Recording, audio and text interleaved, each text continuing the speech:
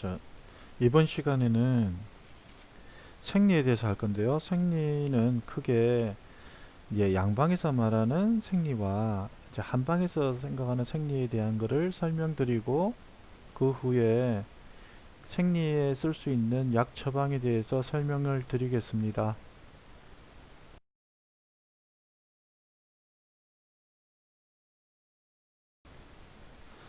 자, 정상적인 생리와 월경 분리에 대해서 설명을 드리는데요. 정상적인 생리는 건강하고 아름다운 여성의 상징이라고 되어 있습니다.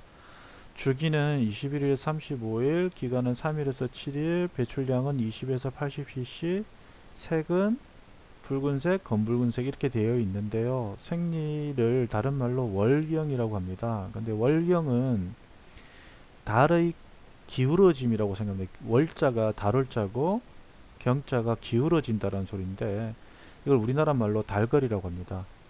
그러니까 달은 크게 이제 상망월과 항성월로 나눌 수 있는데, 상망월은 뭐냐면 만약에 보름달에서 다음 보름달까지 될 때를 29.5일이 걸립니다. 그리고 항성월은 뭐냐면 예를 들어서 달이 제가 지금 달하고 그 북극성하고 일직선이 될 때와 다음에 다시 또 달과 북극성이 일직선 될 때를 조사하면 그게 27.3일이 걸립니다. 그래서 달은 상망월하고 항성월이 한 개는 상망월은 29.5일이 걸리고 항성월은 27.3일이 걸려서 이 두 개를 평균을 내면 한 28일 정도가 됩니다. 그래서 원래 정상적인 생리는 달의 주기와 같은 28일이라고 보시면 됩니다. 근데 주기가 21일에서 35일 정도가 정상이라고 되어 있는데요.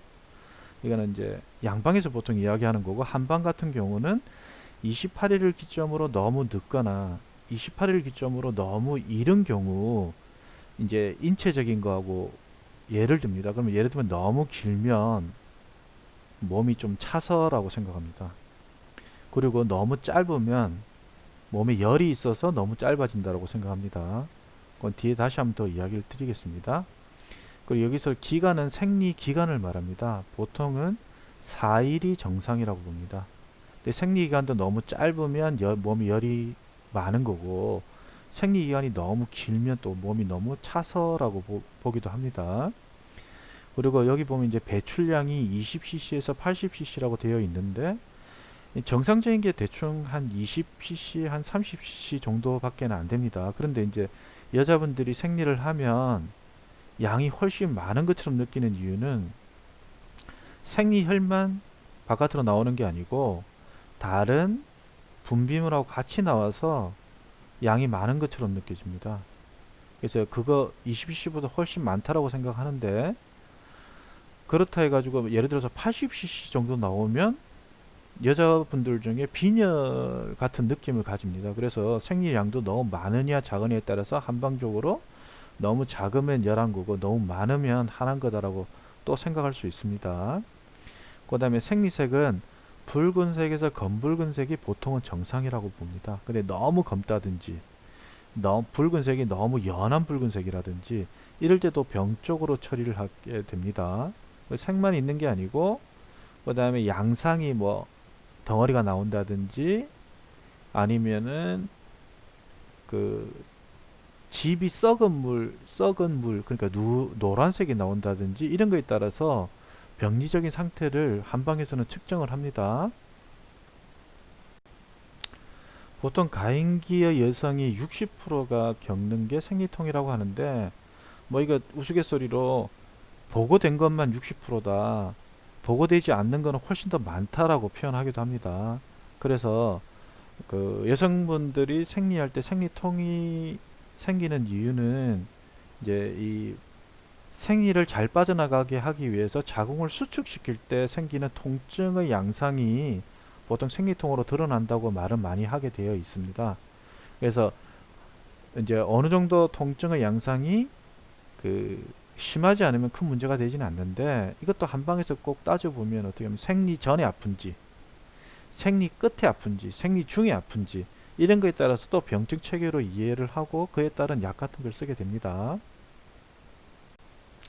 자, 이제 정상적인 월경에서 벗어난 거를 월경 이상이라고 하는데 이거를 비정상 월경이라고 합니다. 이제 원발성 월경 곤란 증후 월경 곤란증이 이제 구조적으로 된 거, 그 선천적인 거. 이 선천적이라는 게 예를 들면 원발성이라 보시면 됩니다. 그래서 선천적으로 내분비계에 이상이 있다든지 구조적으로 문제가 있다든지 이럴 때 보통 아까 말했던 뭐 자궁의 기형, 난소 기능의 부전, 선천적 부신 증식, 뇌하수체 기능 저하 이런 것 때문에 월경 통증이 생기거나 또는 이제 월경에 이상이 생기는데 주기가 이상하다든지 기간이 이상하다든지 뭐 이런 식으로 이야기를 할 수 있습니다. 그래서 여자분들 중에 뭐 예를 들면 그 종양이라든지 이런 게 좀 심해져서 생기는 그런 것들 다 이런 데 속한다고 보시면 되고요. 이제 속발성인 월경 곤란증. 이게 이제 아까 앞에 말했던 이겁니다. 종양이라든지 감염이라든지 낭종이라든지 다낭성 난소 증후군, 뭐 약물 복용, 스트레스, 체중 감소. 이제 이런 것 때문에 정상적인 생리를 하다가 종양이 생기게 되면 생리 양상이 바뀌게 된다든지 이런 걸 말하는 겁니다.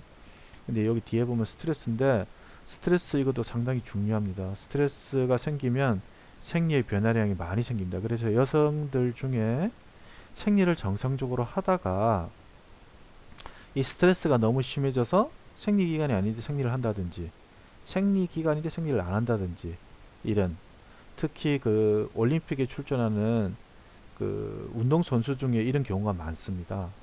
그리고 이제 체중 감소 같은 경우는 급격한 다이어트 이런 걸 통해서 갑자기 생리를 안 한다든지 이런 거를 말하게 되고요. 네, 월경정 증후군, 뭐 PMS라고 하는데 월경전에 나타나는 모든 현상을 말합니다. 뭐 좀 특이한 것 같은 경우는 뭐 도벽이 생긴다든지 이게 심리적으로 변화가 생겨서 그렇게 보통 도벽이 생긴다든지 그다음에 그 월경전에 이 심리적으로 여러 현상들 증상적으로 여러 현상들을 통칭해서 월경전 증후군이라고 합니다.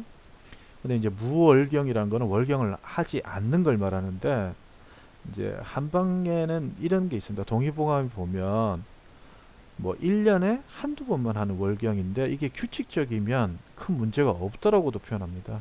근데 이제 양방에서는 큰 문제로 표현하지만 한방에서는 그 좀 특이한 경우라 해가지고 이거를 크게 이상하게 보지 않고 오히려 좋게 보는 부분도 있습니다.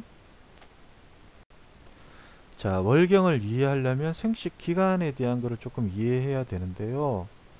이제 여성들의 생식 기간을 보면 여기 보면 이제 첫 번째 이제 난관, 여기 앞에 보면 나팔관, 난소, 뭐 자궁, 뭐 방광 이렇게 돼 있는데 생리에 주로 관계되는 거는 여기서 보면은 나팔관, 난관, 난소.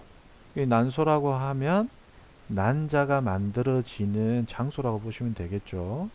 자, 그리고 자궁이라고 하면 생리 그 자궁 내벽에 이제 생리 그 혈들이 이렇게 이제 뭉쳐서 그게 이제 나오게 되는 걸 생리라고 볼 수 있습니다. 그래서 이제 요 그림을 보시고 먼저 이 구조적인 거를 조금 이해하시고 강의를 들으면 훨씬 편하실 겁니다. 이제 앞에와 같이 이제 생식 기간을 이제 이거 정면에서 이제 보고 해놨다고 생각하시면 됩니다. 그 난소에서 아까 말했던 난자들이 생성돼서 뭐 난포를 형성하고 이것들이 이제 나팔관을 통해서 난관을 벗어나서 만약에 수정이 이루어지면 자궁벽에 붙어서 착상이 이루어집니다. 이제 그런 거를 말하고요. 요거는 그렇게 이해하시면 됩니다. 자, 이제 생리현상 과정이라고 되어 있죠. 생리현상 과정은 딴 게 아니고 생리가 주기적으로 이루어지는 과정을 말하는 겁니다. 이제 그러면 난자가 생성돼서 이제 월경이 이루어지고 나면 새로운 난자를 만들어내고 이런 게 이제 여성들이 계속적인 그 주기를 띠는 걸 말합니다. 그러면 이 주기가 언제 끝이 나냐면 이제 보통 여자들은 7살 단위로 변화를 합니다. 7살 7세 때 치아를 갈고 14세가 되면 월경을 하고 21세가 되면 육체적으로 완성이 되고 28세가 되면 기능적으로 완성이 됩니다. 그리고 35세가 되면 양명맥이 새서 이제 얼굴에 이제 주름을 느끼기 시작합니다. 그리고 이제 42세를 거쳐서 49세가 되면 이제 월경이 끝이 납니다. 그래서 우리는 그 월경이 끝이 난 그 시기를 갱년기라고 합니다. 그래서 여자분들은 크게 두 번의 생리 변화가 크게 일어나는 시기를 겪게 되는데요. 14세가 되었을 때와 49세가 되었을 때 이 생리적 큰 변화를 일으킵니다. 그래서 14세가 될 때는 급격하게 호르몬이 증가돼서 생기는 생리 현상이 느끼고요. 49세가 되면 호르몬이 급격하게 떨어지면서 생기는 현상을 느끼게 됩니다. 자, 지금 이제 여성 생리 주기에 대해서 이제 설명을 할 건데요. 여기 보면 여포기라고 돼 있죠. 그래서 여포기라든지 배란기라든지 황체기 이거는 난소에서 일어나는 현상을 가지고 설명한 거라고 보시면 됩니다. 자궁을 기준으로 할 때는 또 이렇게 쓰지 않습니다. 그 증식기와 분비기로 나누게 됩니다. 자궁을 입장에서 이야기할 때는. 그럼 여기서 말하는 여포기, 배란기, 황체기는 난소를 기준으로 이야기를 하시면 됩니다. 자, 여기 보면 그 다음에 여포 FSH라는 호르몬이 나와서 여포가 발달하게 되고요. 그러면 난자가 성숙이 되고 이 난자가 성숙이 되면 거기서 에스트로겐이 분비가 됩니다. 그럼 에스트로겐이 분비가 되면 여기서 말하는 뇌하수체에서 분비되는 FSH를 분비를 억제하게 되겠죠. 이 FSH는 여포 자극 호르몬이라고 보시면 됩니다. 근데 에스트로겐이 분비가 만약에 돼서 FSH를 분비를 억제하지 않으면 또 새로운 여포가 또 만들어지겠죠. 그렇게 하지 말라고 여기 여포 자극 호르몬이 억제가 되고요. 그 다음에 LH 분비를 촉진한다. 이 LH는 뭐냐면 황체 형성 호르몬이라고 보시면 됩니다. 그러니까 황체 자체가 이제 그 분비되는 황체는 딴 게 아니고요. 여포 안에서 난자가 성숙이 돼서 이게 여포가 터지면서 난자가 바깥으로 나오게 되면 그 여포가 황색을 띈다 그래서 황체 호르몬, 그 황체라고 보시면 됩니다. 그거를 촉진하는 게 황체 분비, LH 분비 촉진이라고 보시면 되고요. 자, 그러면 이놈들이 이제 자궁에 영향을 미쳐서 자궁의 내막을 두텁게 만들게 됩니다. 그래서 그 두텁게 돼서 이 두터운 게 만약에 그 정자와 만나서 난자가 정자와 만나서 수정을 하게 되면 지속적으로 자궁 내막이 유지가 되는데 만약에 이게 수정이 되지 않게 되면 나중에 다시 자궁 내막에 두텁게 된 이 혈들이 탈락해서 나오게 되는 게 어떻게 보면 월경이라고 보시면 됩니다. 자, 배란기는 이 황체 형성 호르몬에서 난자가 여포가 터져서 이제 난자가 나가는 거를 우리는 뭐라고 하냐면 배란이라고 이야기합니다. 근데 이제 앞에 여포기는 시기가 좀 부정확한데요. 그러니까 예를 들어서 0일 처음부터 시작해서 한 14일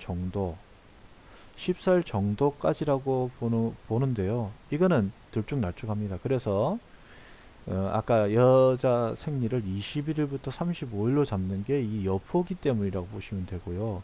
근데 이제 배란기는 배란을 하고 나면 월경 후 14일 정도에서 15일 요거는 거의 사람들이 거의 일정합니다. 그래서 자신의 배란기를 측정할 때 제일 중요한 게 월경의 끝이 나고 그 앞으로 14일 전을 계산해 보면 그게 배란일이라고 보시면 됩니다. 근데 이제 배란일 때 좀 특수하게 몸에서 어떻게 되냐면 온도, 체온이 올라갑니다. 자, 체온은 우리 인체에서 정상적인 체온은 36.5도인데 이 배란기가 되면 한 37도쯤 올라갑니다. 37도. 그래서 이제 보통 여성분들이 임신하려고 병원에 가면 이 배란기를 측정해라고 합니다. 그래서 배란기가 정확하게 잘 사람들이 인식이 안 되기 때문에 이제 온도를 자기의 온도를 잽니다. 근데 온도를 잴 때는 이제 질적으로 여성의 질 주위에 온도계를 대고 그 온도를 측정해 가지고 온도가 피크처럼 올라가는 시기, 그 시기를 표시를 합니다. 그 그래서 그 배란이 됐을 때 이제 남편과 부부 관계를 해서 수정이 잘 되게 그렇게 유도하기 위해서 자기의 배란기를 측정하는 도구로 사용할 때 이 온도를 측정을 한다고 생각하면 됩니다. 자, 그러면 이제 황체기는 뭐냐? 아까 말했던 것처럼 여포에서 난자가 튀어나간 그런 배란기가 되면 그 남는 여포는 뭐로 바뀌냐면 이 황체로 바뀝니다. 그래서 우린 그거를 황체기라고 합니다. 그래서 여기 보면 배란된 여포가 그 여포가 황색을 띈 데서 황체라고 하고요. 그 시기를 황체기라고 합니다. 그러면 이 황체기에는 이 배란된 여포에서는 뭐가 나오냐면 프로게스테론이라는 호르몬을 분비하게 됩니다. 그럼 이 프로게스테론이라는 호르몬은 또 어떤 역할을 하냐면 아까 뇌하수체 전엽에서 되는 FSH와 황체 형성 호르몬을 분비를 억제합니다. 그래야 새로운 황체가 또 생기지 않겠죠. 그죠? 그래서 요 하나가 끝이 날 때까지는 다른 황체가 생기지 말라는 의미라고 보시면 됩니다. 그러면서 야가 자궁에는 또 어떤 영향을 미치냐면 자궁 내막을 더욱 두텁게 한다고 되어 있는데 여기서 자궁 내막만 두텁게 하는 건 아니고요. 혈관 같은 게 나오게 됩니다. 자궁 내막에 붙어 있던 그런 혈들 사이로 이 혈관이 나오게 돼서 만약에 그 수정란이 수정을 하게 되면 그 착상돼서 이제 태아하고 연결되는 혈관들을 생성한다고 보시면 됩니다. 그래서 다시 한 번 더 정리를 해보면 여성의 생리 주기는 여포기를 거쳐서 배란기, 배란기 돼서 황체기. 근데 이 황체기에서 생리기로 이렇게 써놨는데 이 황체가 또 어떤 식으로 백색으로 변합니다. 그래서 이제 이 황체, 이 여포가 맨 처음에 이제 난자가 터지면 황체가 된다 그랬죠. 황체가 된다 그랬죠. 이 황체가 다시 백체로 변합니다. 그 백체로 변하면 생리가 이루어진다고 보시면 됩니다. 그러니까 임신을 만약에 하게 되면 이 백체로 가지 않고 황체기가 지속이 된다고 보시면 되겠죠. 근데 이제 만약에 그 임신이 되지 않으면 이제 이 백체로 변하면서 생리기가 된다고 생각하시면 됩니다. 그러니까 이건 크게 난자 그 난소를 기준으로 해서 이렇게 변한다라는 걸 보시면 되고요. 그 다음에 그 난자에 대해서 조금 더 한번 설명을 해보자면 아까 이제 이 여포기에서 이제 난자가 그 나오게 되는 게 이 여포가 아까 황체가 된다 그랬죠. 그러면 이 나온 난자는 어떻게 하냐면은 나팔관을 통해서 이 난소에서 되는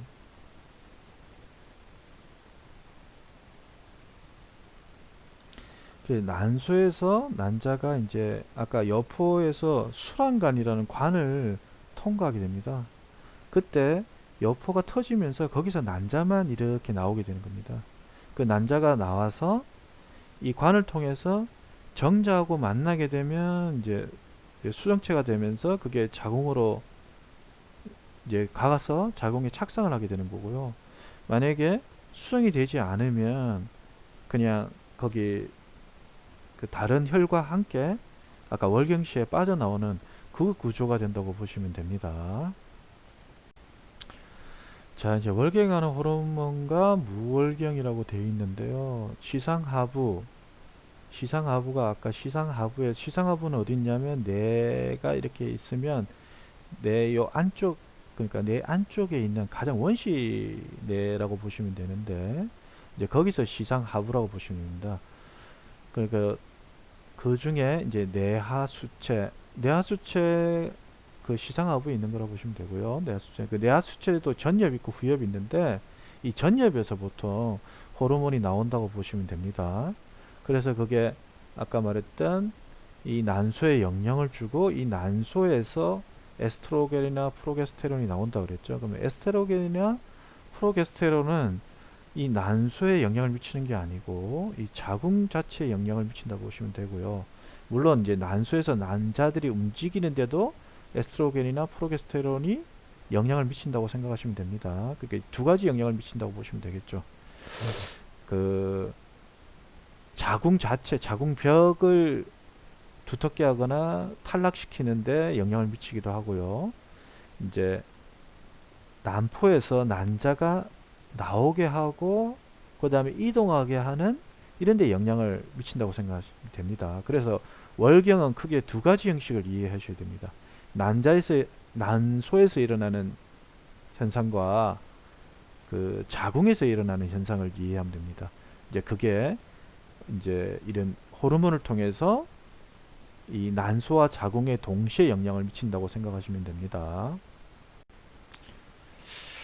자, 월경 분류의 서양의학적 처방, 약물요법 이렇게 돼 있죠. 그래서 이제 월경 할 때 그 월경 통증이라든지 아니면 이 월경이 되는 무월경이 되는 이런 상태를 치료하기 위해서는 양방적으로는 이렇게 이런 약물을 투여한다라고 생각하면 됩니다. 근데 이제 저희가 한방을 하는 거니까 한방에서는 어떻게 하는지를 다시 자, 이제 한방에 대해서 조금 설명을 드리면 오히려 이 한방을 먼저 이해하는 게 훨씬 중요합니다. 이제 뒤에 나오는 처방은 몇 가지가 되지 않기 때문에 큰 대강은 이런 거라고 이해하시고 뒤에 처방을 보시게 되면 훨씬 더 이해하기가 편하다고 보실 수 있습니다.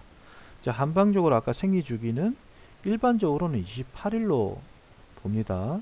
그래서 생리주기가 너무 짧게 되는 것도 병이고 생리주기가 너무 길게 되는 것도 병이라고 봅니다. 그리고 생리주기가 왔다 갔다 하는 것도 같이 병이라고 봅니다. 자, 그리고 이제 생리양에 있어서 보통 일반적으로는 35ml 정도가 가장 평균적이라고 보면 됩니다. 근데 이제 생리량이 80ml 정도가 되면 빈혈이 될 수 있는, 그래서 생리량이 많아진 날에는 여성분들이 어지럽다 이렇게 하는 사람이 있습니다. 그래서 생리량이 너무 많으면 한방에서 혈을 보태는 이런 약들을 쓰게 되는 게 이런 원리라고 보시면 되고요. 아까도 말씀드렸지만 35ml라 그러면은 양이 정말 얼마 되지 않습니다. 아주 조그마한 양인데 그 생리양이 많다라고 생각하는 거는 실제로는 생리혈이 많아서가 아니고 생리혈보다는 주변에 있는 질에서 나오는 그런 자궁에서 나오는 분비물이나 이런 게 합쳐서 생리양이 많은 것처럼 느낄 뿐이지 실제로 생리혈은 평균 35ml 정도라고 보시면 됩니다. 그 다음에 보통 생리 통증에서 배가 쥐어 짜듯이 아픈 통증을 유발하는데요. 그 유발하는 거는 이 생리혈이 잘 빠져나가라고 자궁이 수축이 됩니다. 그 자궁이 수축될 때 배도 같이 수축이 되기 때문에 그 배가 수축되는 것 때문에 생리 통증을 일으키는 것입니다. 그래서 여성분들이 생리 통증을 물어보게 되면 제일 1번이 뭐냐면 배가 아프다라고 얘기합니다. 그래서 배만 아픈 거는 어떻게 보면 큰 병이라 볼 수가 없습니다. 그런데 이제 간혹 그 가슴이 커지면서 가슴 통증이 있다라고 하시는 분이 있습니다.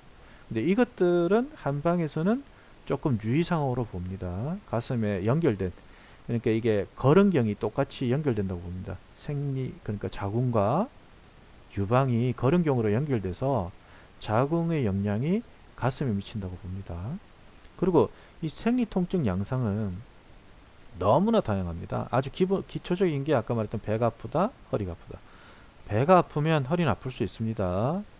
이, 이 앞쪽의 영양 때문에 허리가 아픈 거니까 그거는 뭐 큰 부분은 아니고요. 근데 아까 말했던 가슴 통증이 생길 수도 있고 머리가 아플 수도 있고 뭐 여러 가지 증상이 나타날 수 있습니다.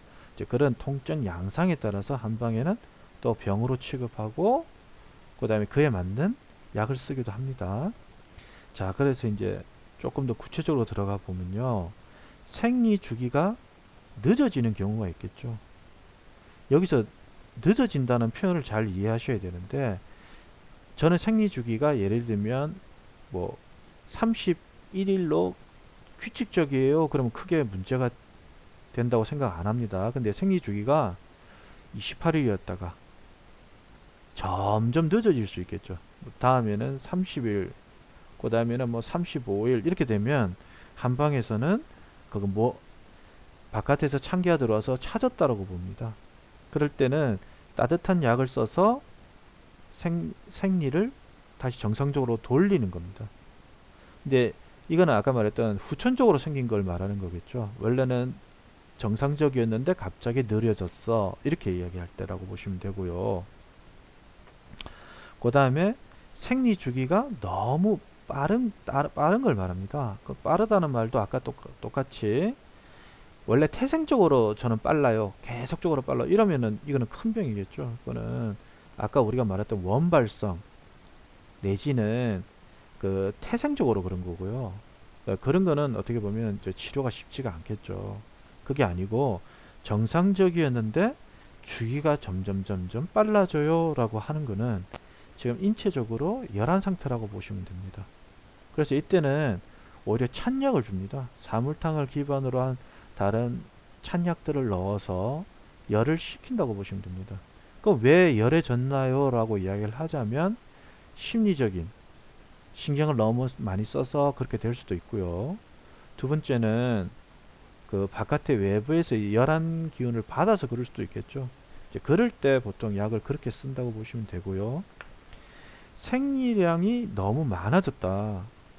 생리량이 저는 보통은 뭐 한 4일 정도 해요 하는데 계속적으로 찔끔찔끔 하면서 생리량이 길어지는, 그래서 생리량이 너무 많아졌다 그러면은 1차적으로 보는 건 기혈로 봅니다. 생리량이 너무 많아서 나중에 이제 혈호 상태로 가면 혈약도 같이 쓰게 되지만 그것보다 처음에 생리량이 찔끔찔끔하면서 너무 많아져요. 계속적으로 원래 3일 하는 것이 한 7일 해요, 15일 해요 이렇게 한다면 한방에선 기호로 보고 이때 쓰는 게 우리가 앞에서 배웠던 보증익기탕 같은 걸 씁니다. 그 보증에 대해 북루에 쓰는 처방이라고 생각하시면 됩니다. 보증익기탕을 쓰고요. 이럴 때 보증익기탕만 쓰는 건 아니지만 보증익기탕류를 쓴다고 생각하면 됩니다. 뭐 보증익기탕에 황금을 가한다든지 이렇게 쓸 수 있습니다. 자, 그 다음에 생리 통증이 있습니다. 그죠? 월경 전에 통증이 있고 월경 후에 통증이 있는 사람이 있고 월경 중에 통증이 있는 사람이 있습니다. 그래서 월경 전 통증은 보통은 혈이 몰려서, 그러니까 혈이 잘 빠지지 않고 몰려서 생기는 병이라고 보시면 됩니다. 이걸 월경 전 통증일 땐 혈이 몰려서 쓰는 약을 처방을 쓰면 되고요. 월경 후의 통증은 보통은 혈어라고 봅니다. 혈이 허해서 월경이 다 끝나고 날 때쯤 때부터 아픕니다 라고 하면 보통은 한방에서는 혈을 보충하는 약을 쓰게 됩니다. 그리고 월경 중 통증이라는 것은 어떻게 보면 정상적인 통증 양상이라 보시면 되겠죠. 월경 통증은 이렇게 구별하시면 되고요.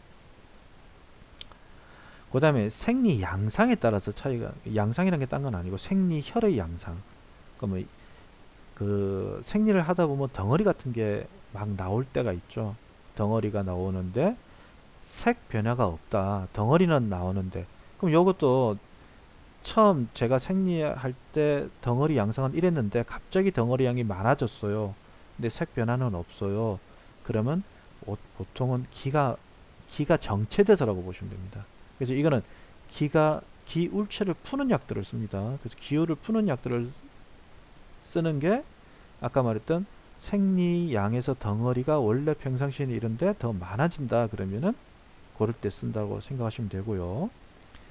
그 다음에 생리 덩어리가 있으면서 그 훅두라는 말하면은 검은 콩 있죠. 검은 콩을 달인 물 같은 그런 물, 그 색깔의 변화가 있다는 말이죠. 덩어리가 있으면서 색깔의 변화가 진해졌어요. 그러니까 아주 검은색을 띄어요. 이러면은 한방에서는 혈열로 봅니다.